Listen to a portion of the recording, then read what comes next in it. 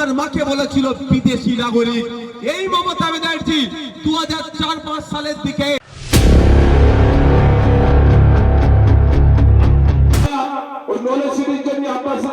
টাকা দিয়েছিলাম।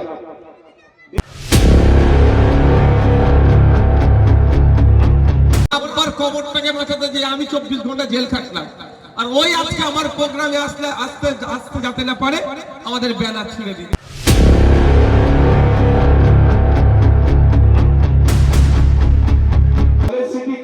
মাথায় দেয়, আমার এই মানুষ জানে না। এর স্বপ্নে দেখেছিল ওই নওশাদ সিদ্দিকের ভাই আব্বাস সিদ্দিকী।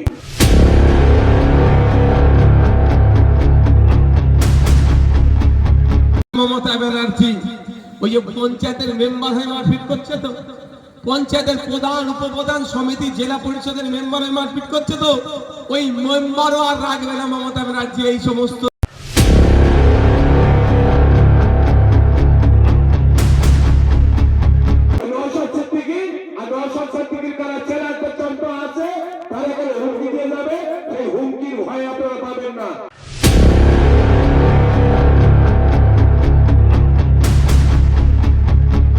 ভোটে দাঁড়াতে পারে তার জন্য আবার সুপ্রিম কোর্টে মামলা করেছে, ওরাই আবার নওশাদ সিদ্দিকীদের উপর আক্রমণ করছে।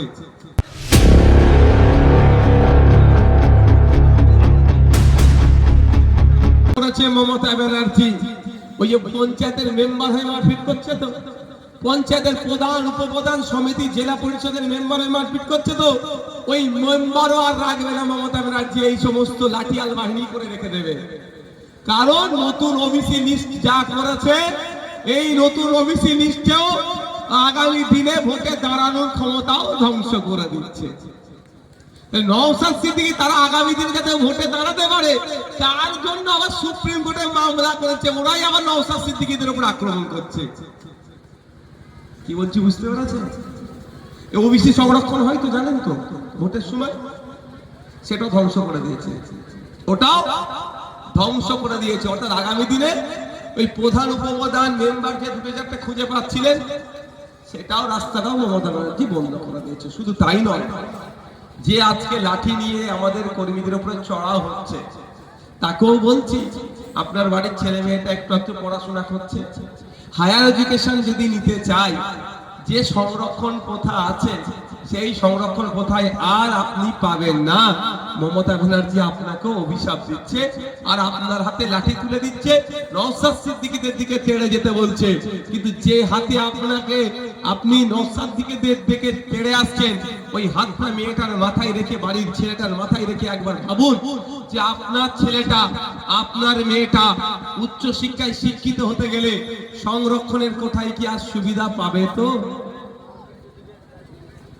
শুধু তাই নয়, চাকরির ক্ষেত্রে যে সংরক্ষণ ছিল, আপনার বাড়ির আপনার ছেলের, সবার জন্য এটা বলছি আমি, ছেলে মেয়েরা নিজেদের প্রচেষ্টায় ডিগ্রি অর্জন করার পরে চাকরির পরীক্ষা যখন বসছে, পরীক্ষা দিচ্ছে, লিস্টে আর নাম আসছে না, তাহলে বলুন এটা মমতা ব্যানার্জি দ্বিচারিতা করেছে।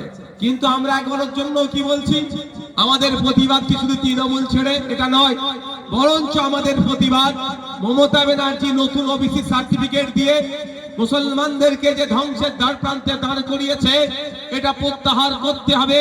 বারবার চিৎকার করেছি, গত কয়েকদিন আগে মমতা ব্যানার্জি স্বয়ং স্বীকার করেছে নতুন ওবিসি লিস্টে ক্ষতি হচ্ছে, আমি পুনরায় নতুন লিস্ট তৈরি করব।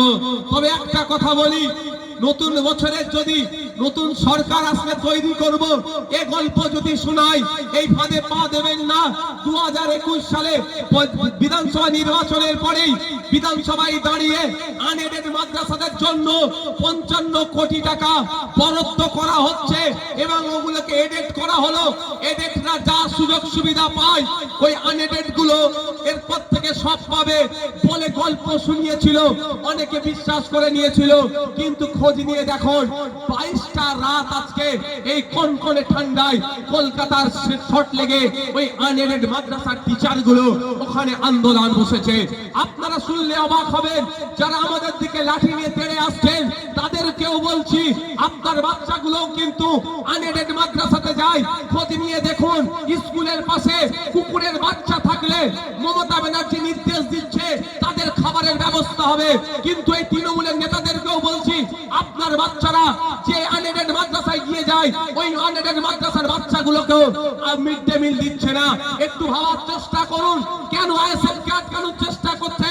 আইএসএফ পয়েন্টে কথা বলছে কুকুরের বাচ্চাদেরকে মিড ডে মিলের ব্যবস্থা করা হলো, আপনার বাচ্চাকে কিন্তু মিড ডে মিলের ব্যবস্থা দিচ্ছে না।